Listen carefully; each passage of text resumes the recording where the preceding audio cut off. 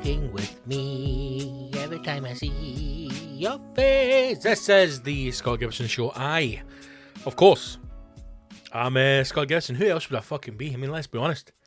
You know, who else would I be? If I could be anybody, who would I be? Don't know. Can't think. I'd just be me. You know, life isn't great. It's it's life. It's no terrible. You know, it's no it's no Bezos. Jeffrey Bezos. People, somebody said actually last week in a conversation, they went, I bet even Jeff Bezos has bad days with his mental health. Fuck off. More money. I was going to say more money in a sense, literally more money than some countries. So I think, listen, mental health's a serious thing. I suffer from it. I imagine if you listen to this podcast, you in your own way suffer from some kind of mental health issues. You know, I mean, the way the world is now, man, it's impossible not to suffer from it, you know? In an odd twist of fate, if you are someone who doesn't have some form of mental illness, you're probably mentally ill. We're the normal ones. We are. We're the normal ones now. Oh, as anxiety-ridden, depressed eggs, we are the ones who will inherit the earth. Because let's be honest, right? My generation, 80s babies, the greatest generation that's ever existed, the ones before us, the old people, the ones that made it to the ripe old ages. Now, I'm talking about, like when I was a child. And back when I was young, if you made it to 65, you were a fucking ancient old cunt. Nowadays, you get 60-year-olds having wains. Out fucking riding in nightclubs. 60's fuck all now. But when I was young, 65 was, if you made it to 65 in Scotland, Jesus fuck, you get the key to a city. But my point being, those who lasted past retirement age and well past it, those who, like, government officials were coming round to the house because they thought somebody was fucking diddling their pensions. That's happened before when people would brutally and violently murder. Not that I'm saying you should violently or brutally. Can you murder somebody violently without being brutal? Do the two go hand in hand?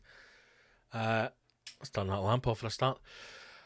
People were murdering pensioners and then continuing to claim their pension. Now, I am not saying that you should be murdering pensioners, but I am saying that if you were an old person in Scotland who lived past the age of, let's say, 74, you were probably flagged on a government system.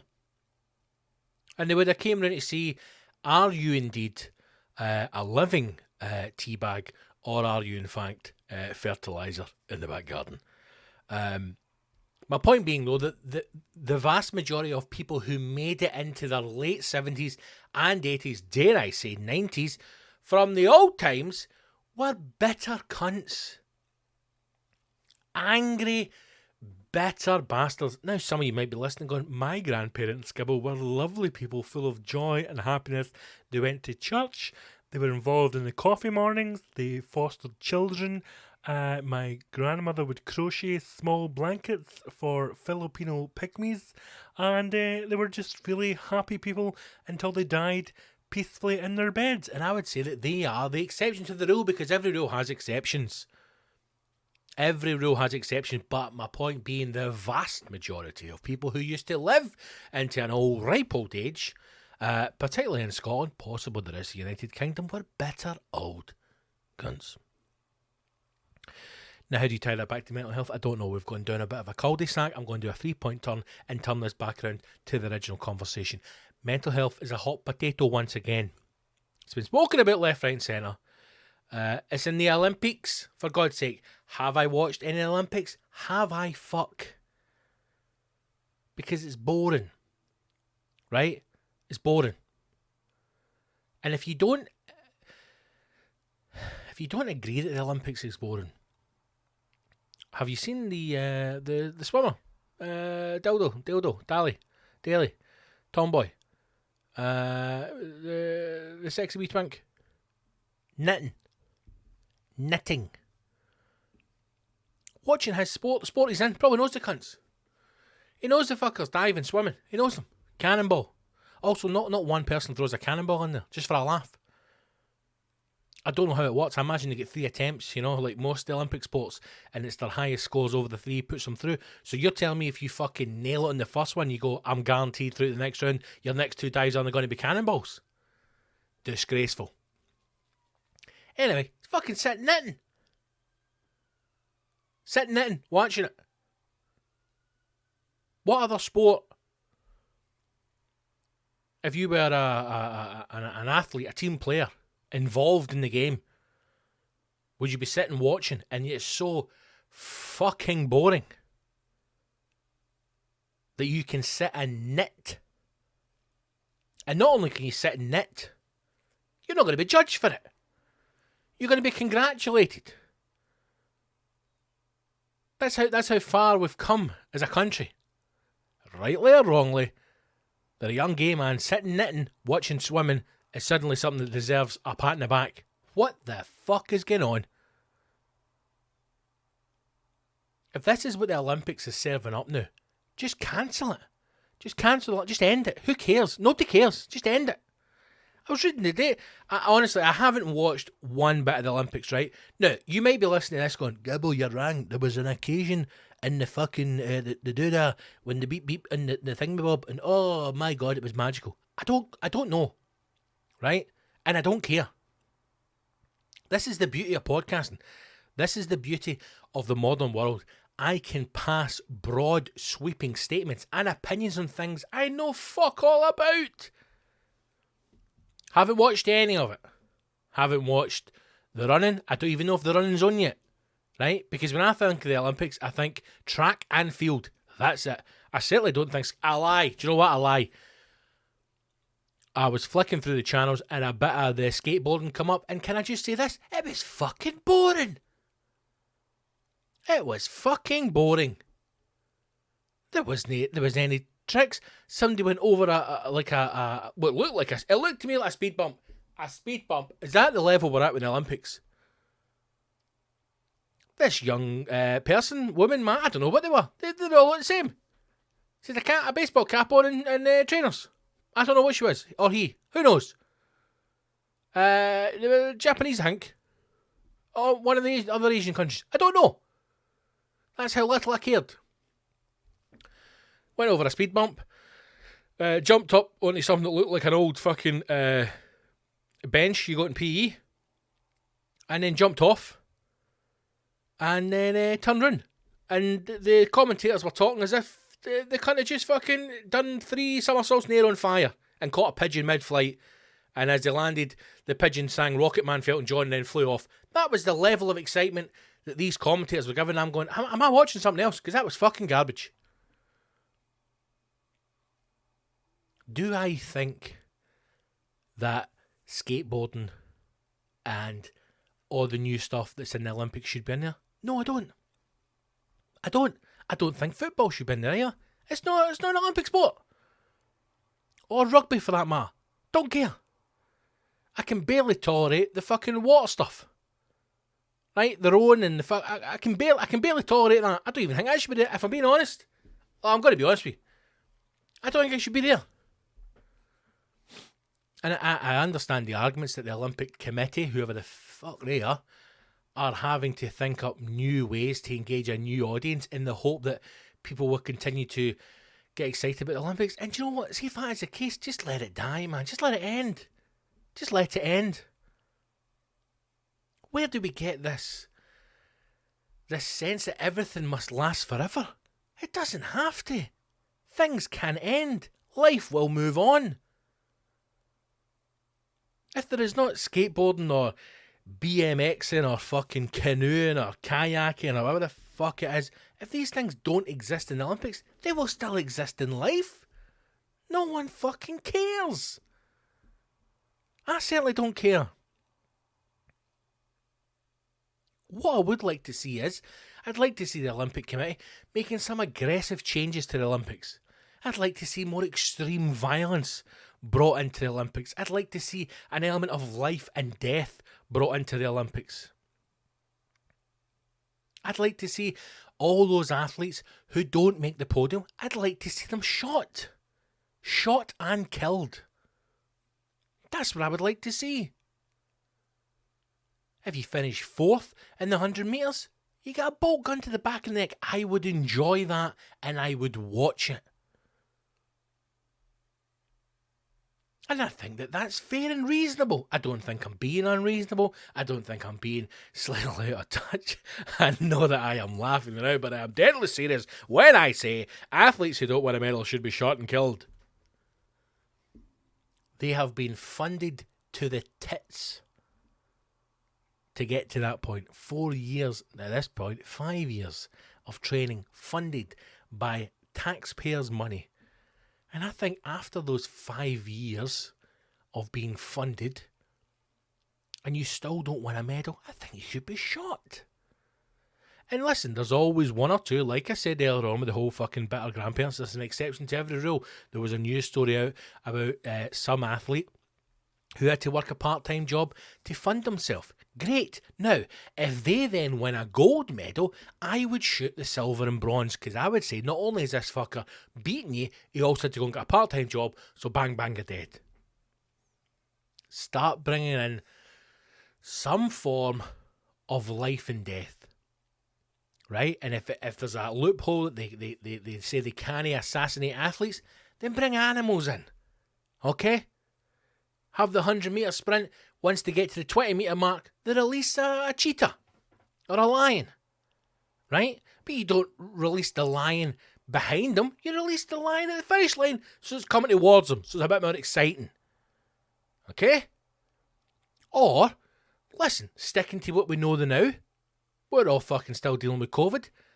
Let's give every here, we fucking nailed this. This is why we workshop these things. We're 12 minutes into a podcast and already we've got a better idea for the Olympics. Every single athlete who is appearing at the Olympics on day one of accreditation, when they turn up to get their pass in their fucking cardboard bed and their box of Johnnies and shown to their fuck dungeon, after they are settled in, a member of the Olympic Committee comes round and injects them with a virus. Okay? And if they win a medal, they are given the antidote to that virus. And if they don't win a medal, they fucking die. Brilliant! What more encouragement do you need? We've got athletes pulling out with mental health issues left, right and centre. You know? Which is deeply serious.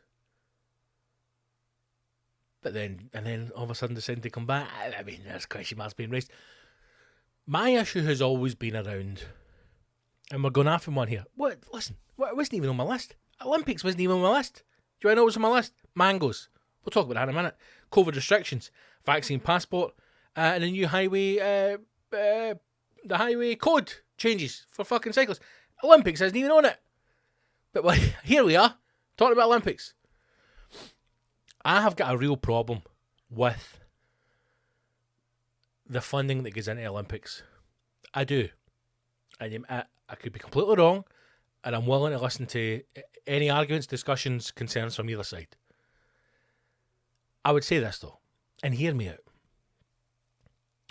There are so many problems in this country. It's unreal. So many. And I do believe there are far better ways in which we could direct money from the public purse other than funding Olympians. And I know there's the argument that money comes from the lottery.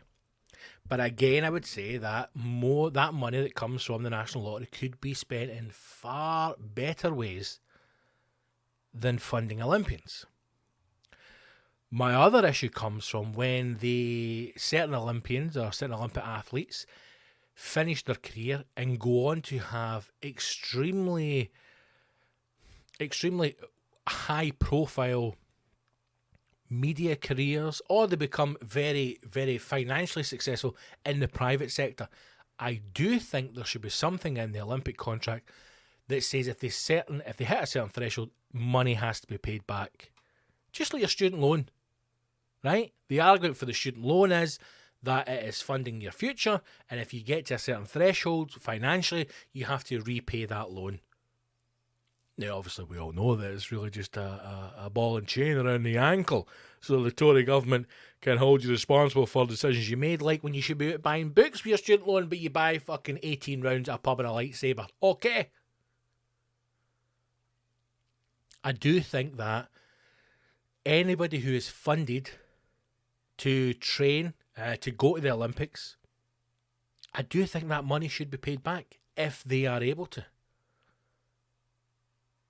Olympians who then go on and do public speaking dates at fucking 20 grand a pop, these fuckers should be made to pay back the money. I think that's why I've never understood why. I mean, I'm saying that, but I do. I know exactly why, because it's myself, it's my thoughts. I've always had a real. I mean, I've got a real anger with most things, but I have always had an anger towards Olympians, British athletes. I do, because it just, none of it is worthwhile. None of it. And I know about the argument of, but it might get some people out there and get them dead healthy and all that. Fuck off. What is the Olympic? I'm asking myself a question I don't know, and I'm sitting here in front of fucking Google that knows everything. British Olympic. I mean, what would you put in? Costs? British Olympic funding costs. Let's see what that brings up. I want to know how much money has been spent on this. How UK sports funding works. Hold on, here we go. This is from the 18th of December 2020, right, which would have been before Accept the Cookies, bring on. UK Sports outlines plans for a 352 million investment in the Olympic. Are you fucking kidding me on? Investment for all athletes for the Tokyo Games have been protected. Plans unveiled to enable Britain to become more successful in more sports. Who cares? Increased number of sports, 43, to receive funding in more than ever before on a world-class programme. New progression funding for 7 sports to uncover champions of tomorrow as part of a 12-year approach to delivering success, including climbing, skateboarding, basketball and surfing. Who fucking cares, man? Who cares? Who genuinely in this country cares about climbing, skateboarding, basketball or surfing? No one. And we're going to increase our spending to 352 million. I know I'm sitting in a room talking to myself currently at this moment in time, but I am genuinely amazed by some of this stuff. I am amazed by some of the money that is spoken about for the Olympic Committee. We have just come off the back of fucking everything that Marcus Rashford has done to feed children. I mean, I might lose my mind. Feed children. Starving children who are unable to feed themselves, unable to maintain not even a fucking health, just to keep the fuckers going when they're not in school. But we're happy to spend 352 million on some fucker to go and climb a wall, skateboard, or run in Tokyo. I mean, come on. I can't believe that. I honestly can't believe that. How much does UK sport funding invest in events? Through the Gold event series, UK Sports will invest over £27 million in national lottery funding to help support the bidding and staging of major international sports events in the UK up to 2019. So this is stuff for the past. How are Olympic athletes funded? It's not giving me numbers, don't care. Unbelievable, man. Unbelievable. Sorry, I'm just reading I'm just reading some of this. I don't even know why. I don't even know how we got into the Olympics. I really don't. But it's I do think something needs to be addressed. But I get it that they had the Olympics in London and it kind of grabbed the nation and everybody was suddenly becoming, I want to be an Olympian. No, stop it.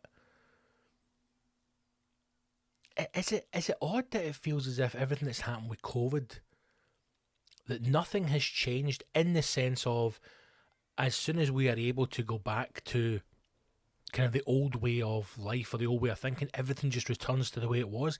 There's never really been a discussion around the Olympics. There's never been a discussion around withdrawing or not having athletes in every sports. Almost as if the Olympics is like it's like the new war zone, or it's like the fucking space race with the cosmonauts and the fucking Yankee Doodle Dandies. It's as if Britain feels like it has to represent the world, or we have to be the biggest and best. And you're never going to be the biggest and best ever, because you know why? Because there's no fear of failure. There's nothing. There was an article out, in fact, let me see, I don't know if I saved it on my phone. There was an article out the other day for two poor fucking Chinese athletes that I think they won silver or bronze, and they were told that they were a disgrace to the nation because they never won gold. Where's that kind of statement for the Britons? Where's that level of aggression coming from the British media? Even for the American gymnast who pulled out, like I said, because citing mental health issues, that's fine. No one knows, none of us will ever understand the level of pressure that these people are under. Fair enough. But if you're pulling out because of mental health, as someone who has experienced currently dealing with mental health issues, it is debilitating. So if you're pulling out, pack your bags, fucking dismantle your cardboard bed, take your johnnies, and fuck off home. You don't hang about for a couple of days, having a party with your pals, and then decide, do you know what, I'm going to come back in again and compete in this one because it's dead easy and I'm pure brilliant. Get bent.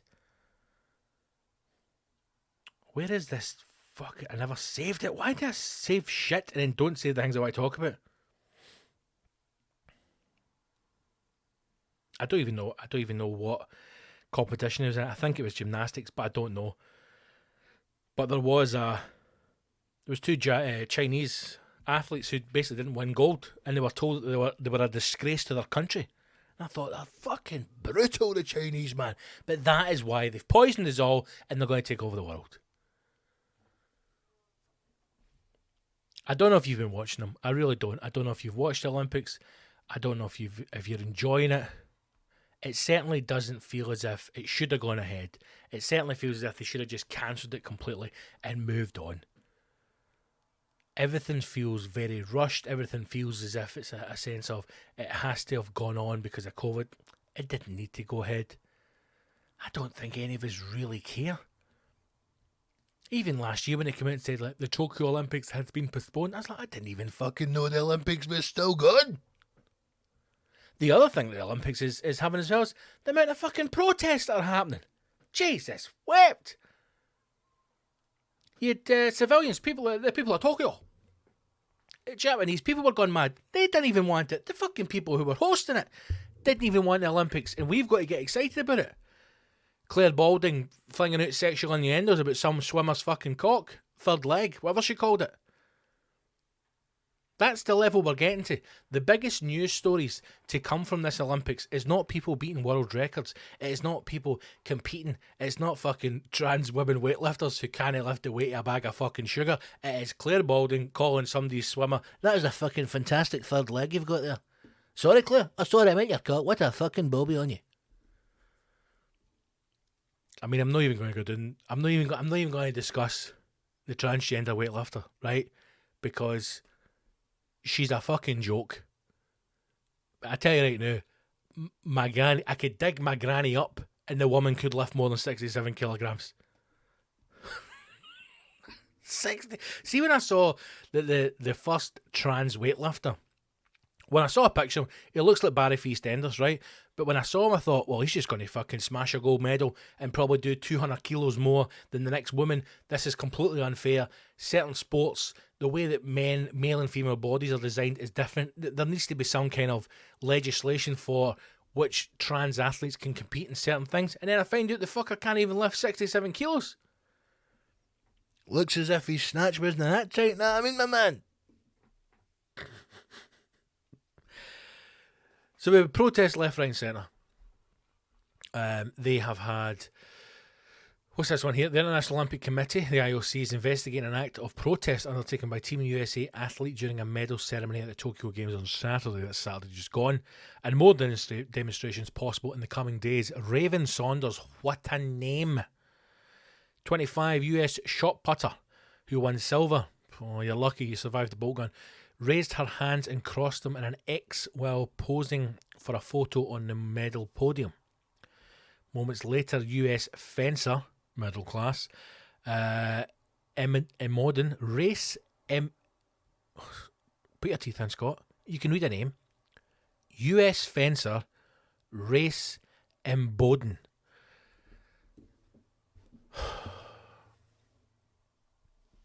Can we just, remember years ago when the UK controlled America?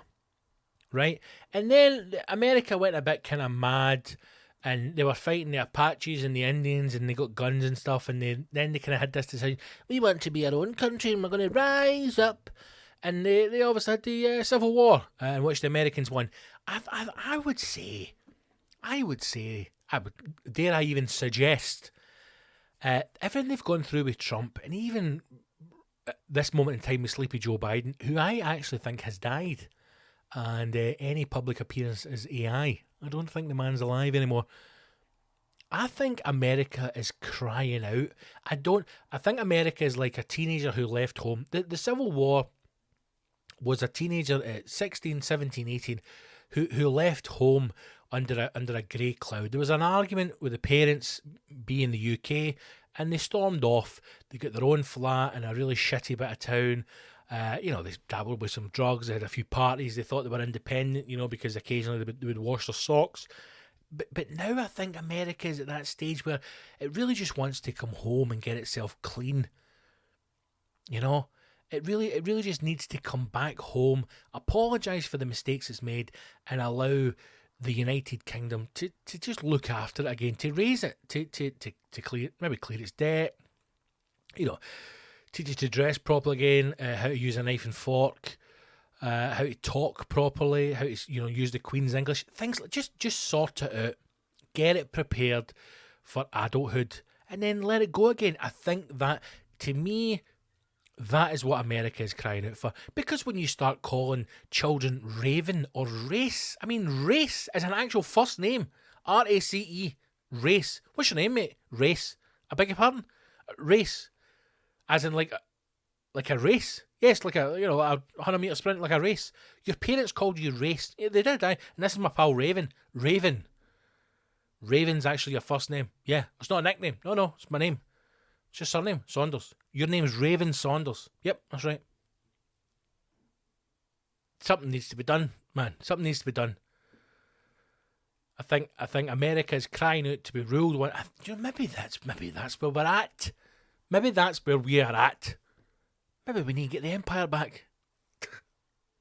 Maybe the UK, under the leadership of fucking Boris Johnson, we need to get the empire back together. We need to turn up. We need to fucking, burn some huts. Kick some dirt. We need to cause a bit of mischief again, right? And fucking get some spices back. Get the old tea roots running.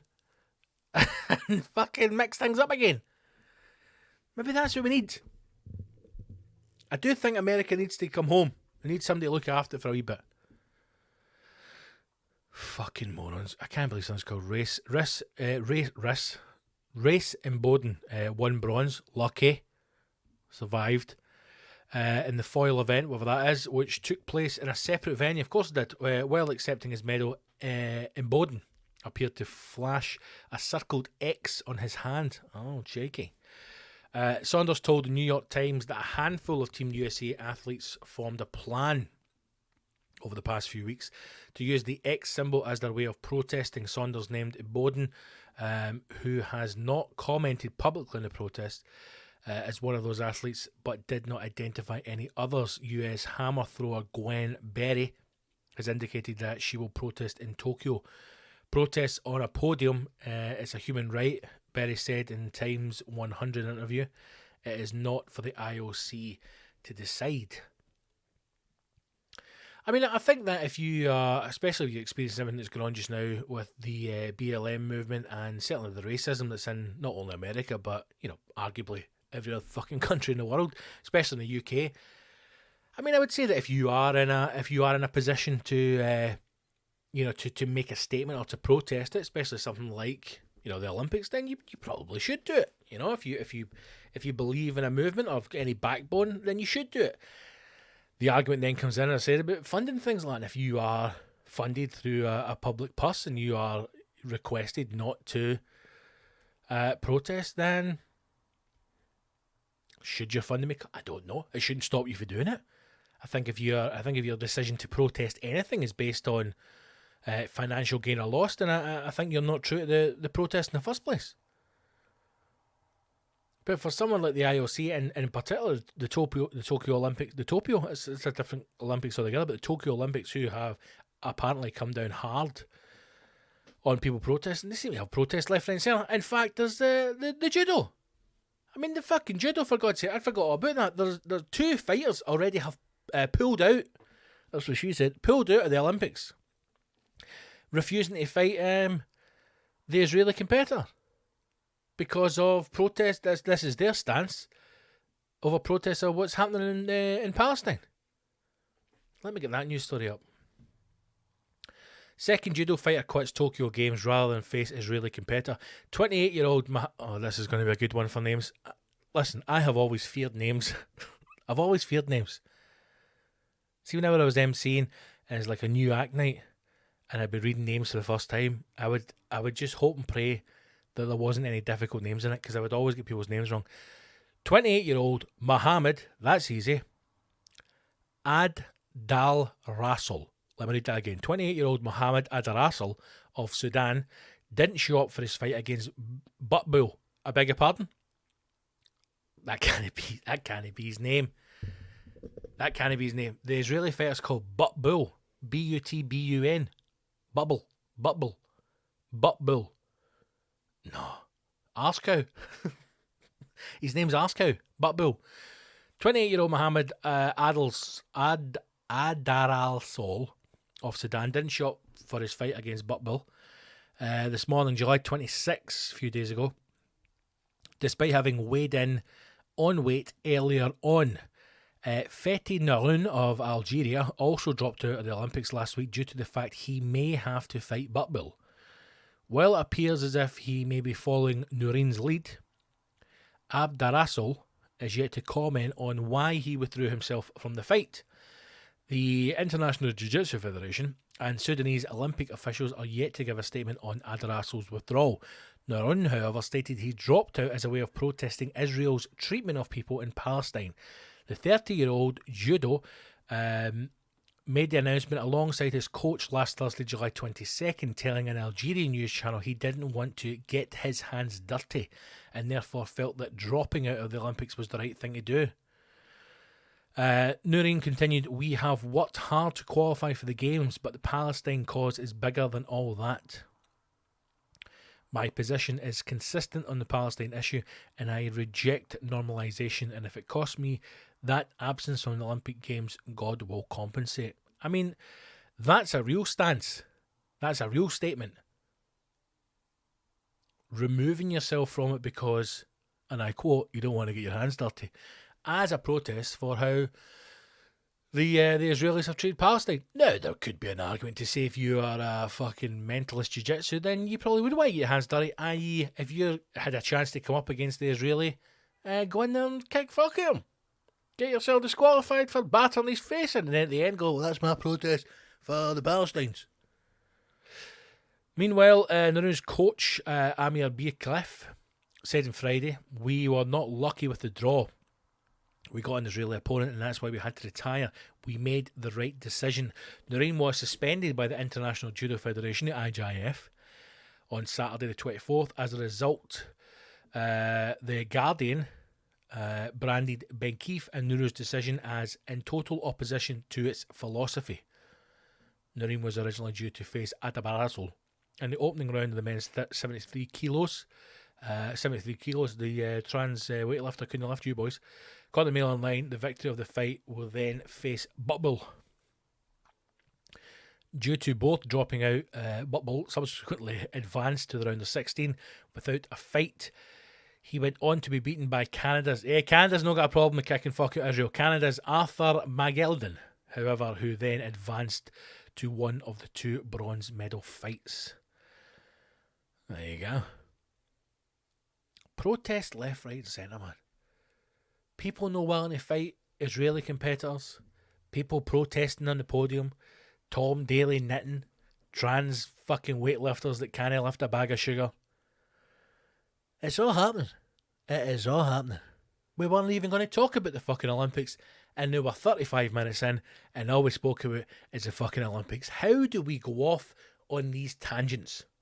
We started talking about bitter old pensioners, and here we are talking about Tom Daley knitting. Sometimes this podcast, I just don't know.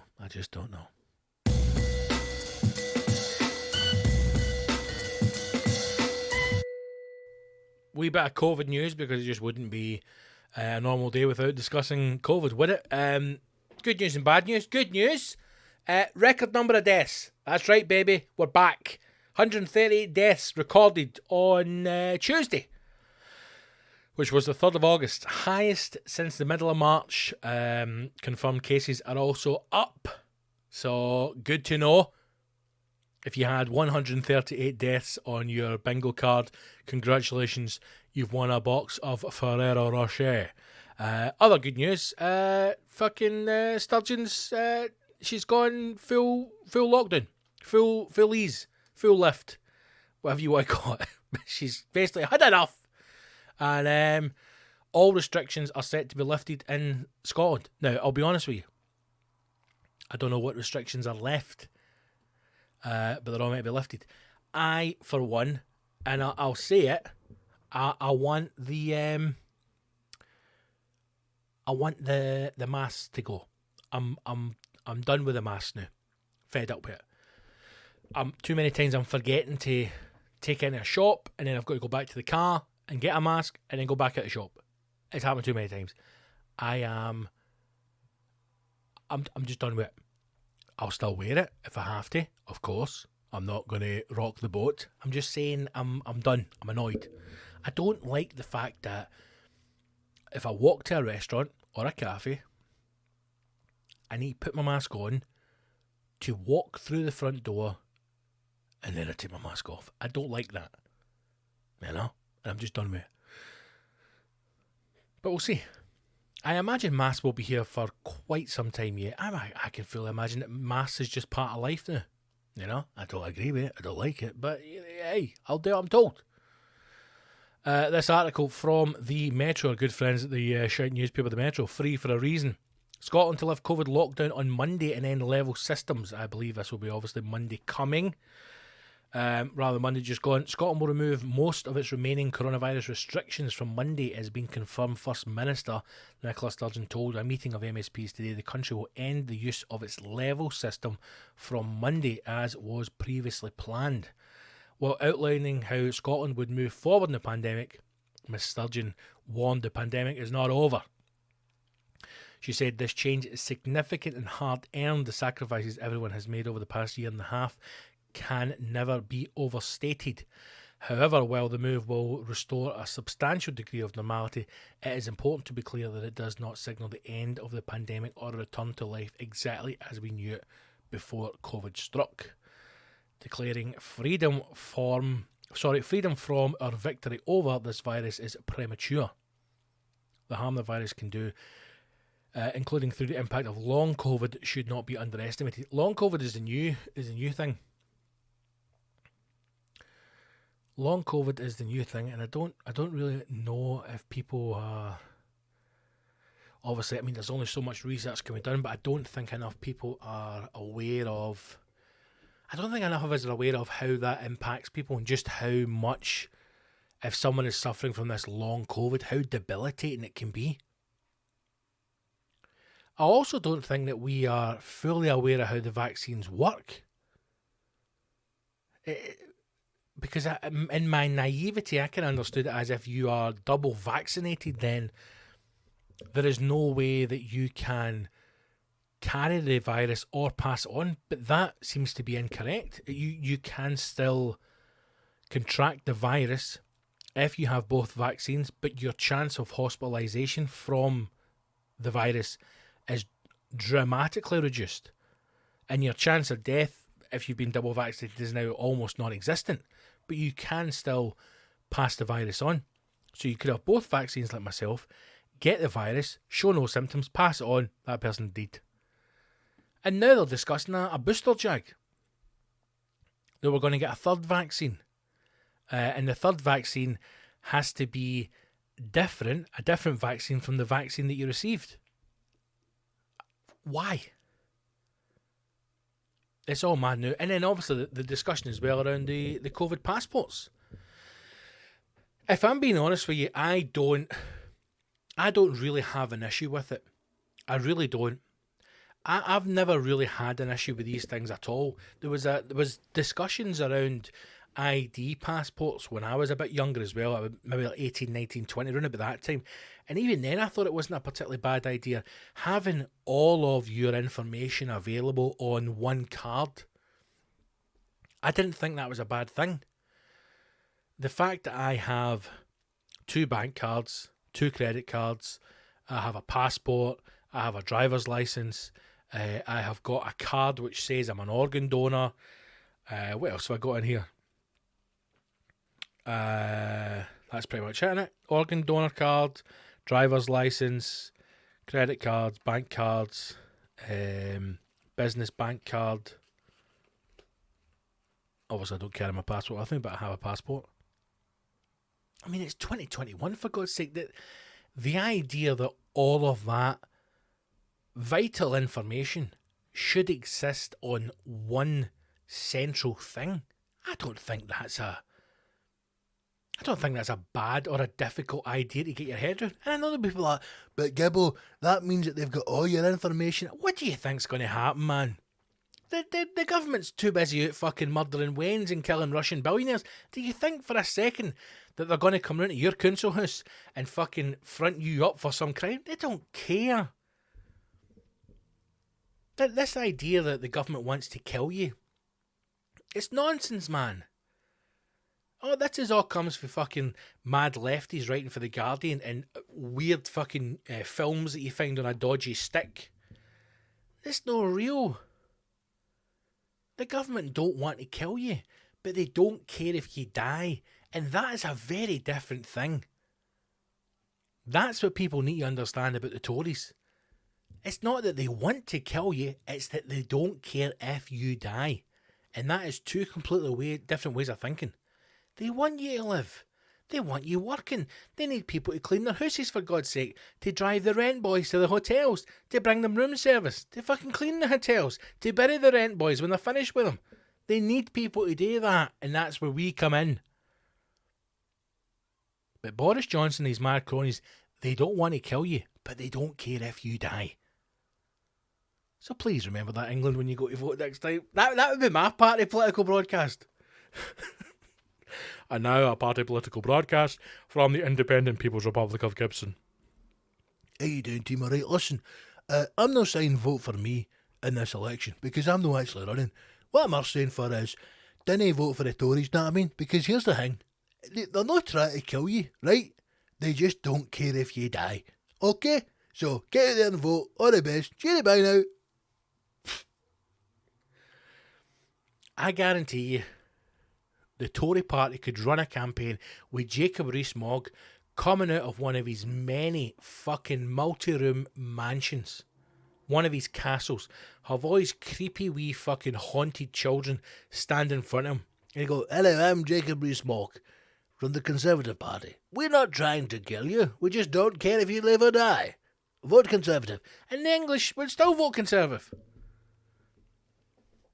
Because all the Sun has today is post a picture of a boat with people who look like they've got a fucking cracking tan or a darker complexion to a guy in fucking Essex drinking a pint of snakebite, having a fight with his bird, and say that the RNLI is saving refugees, and then they'll all fucking run and vote Tory again.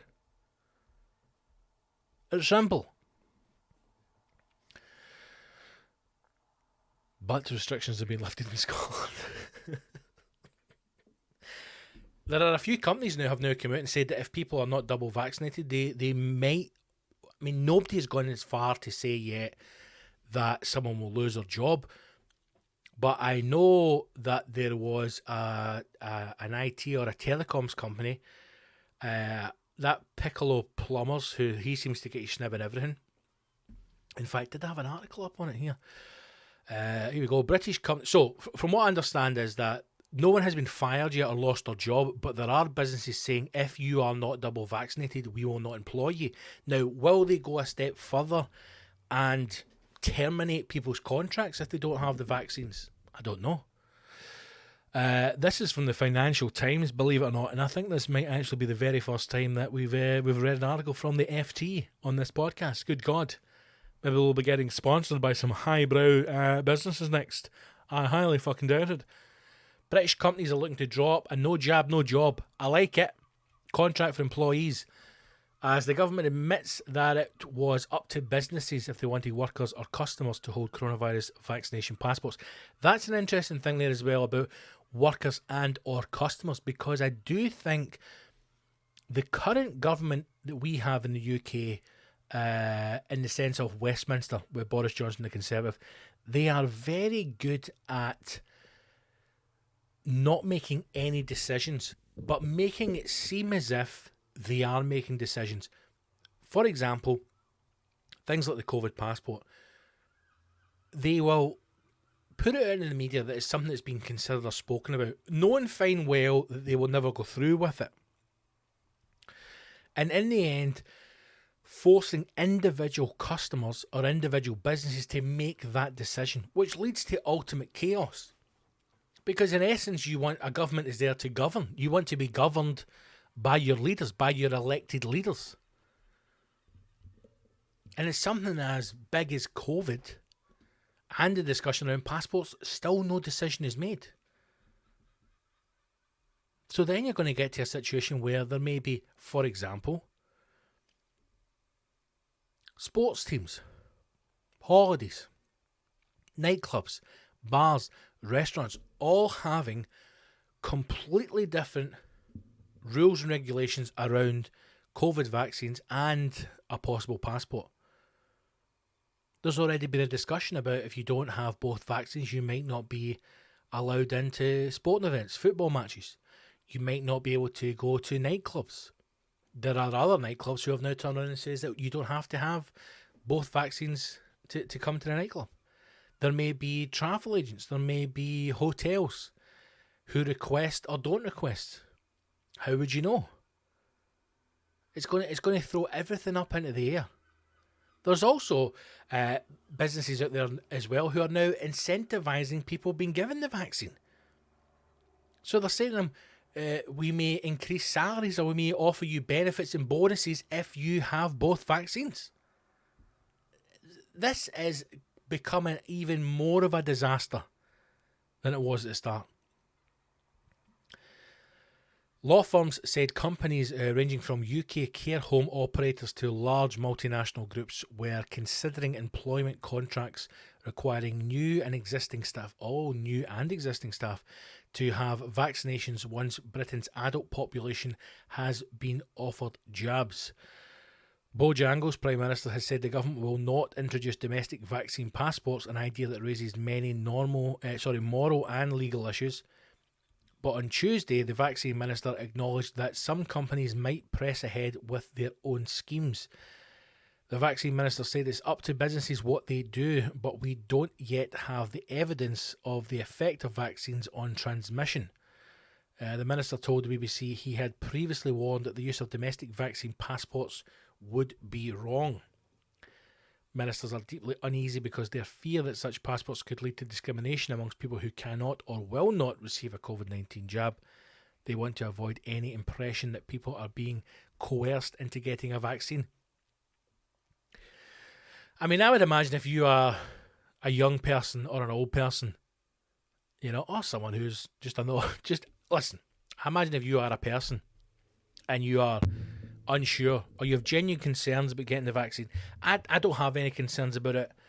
That's why I got it, right? I generally don't. I don't buy into the school of thought that it's unsafe. I don't buy into the school of thought that it's not properly tested. We are unsure as to what's going to happen. I don't buy into that school of thought. This says it's not basic medicine to produce a vaccine, but the techniques, the knowledge, the understanding, the theory of it has been around for years. This is nothing new in creating a vaccine. It's just a new virus of which a vaccine has been created. The reasons the vaccine has been created so quickly and so officially, in my opinion, is because it's a man-made virus. It's not a mutation. It's not from fucking bats. It's not for somebody eating an uncooked cheeseburger in Wuhan. It has been made by man in a lab and released. There seems to be very little discussion around that. So I don't have concerns over it. The woman who created the vaccine in the UK who came out and says perfectly safe, I believe the woman. Again, go back to the point. The Tories don't want you to die. They just don't care if you do. They're not purposely out to try and kill you. So I don't share it. I don't have those concerns. Some people do. I know that some people are genuinely worried about it. Some people don't want to put things in their bodies. Well, they're happily to snort fucking 6 lines off the back of a dirty toilet. I don't have those concerns. But to come out and say that they don't want to put the impression that people are being coerced into getting the vaccine when businesses are out there offering fucking discounts for Uber. And I saw one news article that businesses were going to offer people money towards Deliveroo and stuff like that if they get the fucking vaccine, and you're telling me they're not being coerced? Come on. I'm not getting the vaccine, man, because I'm not putting anything in my body. My body's a temple, Franco. My body's a fucking temple, Franco, and I'm not putting anything in my body that I don't know what it is. What if I grow 3 legs, eh? What if I grow 3 legs and then they're like, these fucking shabby 3 legs? What's then going to happen then? What if I can't have wains? Know what I mean? I want to have 6 wains in the next 3 years so that I can go on the dole full time and get a council house. How else am I going to get in the property market without having 6 wains under the age of 25? You tell me. So I don't want a vaccine because I've heard that your balls swell up like grapes and then you can't fucking fire spunk, and I want wains, right? So I'm not getting it. But what if we offer you £200 of Deliveroo vouchers? Fucking jag me up, my man. People are being coerced my ass.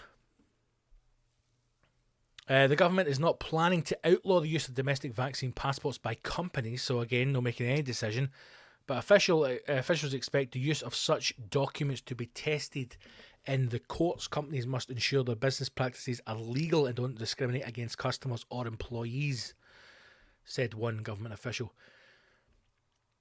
This in itself is, and I mean, I know I'm maybe stretching this a bit far here, but we're probably getting into quite murky territories here as to what employers can and cannot ask of their employees.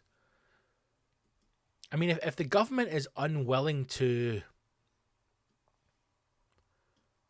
really make a stand on what, you know, at the highest level, at government level, to introduce vaccine passports or what the legislation around it should be, and they're quite happy to leave it to customers or employees, and we bring it in to say that, you know, X number of businesses now require you have the vaccine. Is this going to be part of the interview stage? You know, tell us about a time, Scott, when you were in a difficult situation and you managed to change someone's thinking around to your way of thinking. Yup, great answer. Okay, and can you tell us, have you had all of your vaccines and your jags for mumps, measles, and rubella? You have. Great, the job's yours. I imagine people used to employ people based on their character. You know, based on knowledge, expertise. No, it's just going to be a case of, are you racist? No. Have you had the jags? I have. You start Monday. Do you want to ask me any questions about the job? Nope. Listen, I think you should know I've got a really bad coke habit. That's perfectly fine. As long as you were both Jags. What are they going to ask for next? I mean, when's it going to stop? Because all there's going to be is it's going to be used as legal legislation in the future. It's going to be used as a test case. If you enable businesses to request that someone has both vaccines before they will be offered a job, where does it stop? Does it ask that you don't have any religious tendencies? Do you use this to discriminate against people's sexuality? Do people then put up adverts for jobs saying you've got to have both vaccines, you kind of like the Bobby, and you need to be born a Rangers man? When does it stop? And I know that it's far-fetched. I know that you're probably sitting thinking to yourself, the way the world is now and how far we've come, you're never going to have a business who would discriminate on someone's sexuality, on someone's race, on someone's culture, on someone's upbringing. But did you ever think there would be a time when there's a chance that a business, a company, a job that you might want to do, and you would be stopped from going for that job because you refuse to take a vaccine of a virus? If I'd said that to you 5-10 years ago, you'd never have believed it. Never have believed it. But here we are, having this discussion. And I'm telling you right now, as much as people want to believe that there are good people and every business is great, I can guarantee you there will be a number of companies who will use that in other ways to victimize other people. And listen, I'm playing devil's advocate here, right? I mean, I as much as the Tories don't care you live or die, I have to say this. This is a comedy podcast. I'm a comic. I couldn't give a flying fuck about anything in life. Don't care about anything. Please believe me. I've had the vaccine. If you don't get it, I don't care. Good for you. But this has to be a warning. This needs to be a time when the fucking people who should be making these decisions step up and make the decisions. Because you can't have fuckers like piccolo fucking plumbers making decisions of, well, you're not getting a job with this U-bend if you've not had a double vac, my man. But mate, I can fucking clear out a 10-foot jobby with just my hands. It doesn't matter, brother. If you've not had the vaccine, piccolo plumbing is not a place for you. Oh, most employers are wary of any mandatory requirement, most but not all, for staff to be vaccinated, which would mean handling sensitive medical data and could leave them open to legal challenges on discrimination. What did I just say? If workers refuse jobs because of religious belief, pregnancy, these are both all good points, or a health condition that could constitute a disability based on the vaccine itself.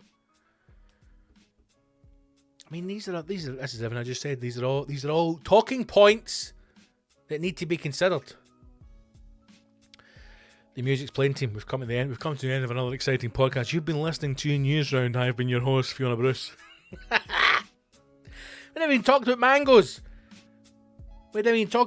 Or fucking No Meat Me. We didn't talk about it either, or the new highway with the fucking cycle. We never got a chance to talk about it because the music's playing and we're at the end. Right, if you enjoy the podcast, subscribe on Apple, Acast, Stitcher, Spotify, whatever. Share it in your social media. Let people know about it. Get on the Patreon. New dates coming out. September the 3rd, East Kilbride. October 1st, Killern. October 8th, Townhouse, Hamilton. October 10th, the Bungalow in Paisley. Buy tickets, bigscottgibson.com. Enjoy yourself. Wash your hands and your arsehole. See you in the battlefield soon. Onwards.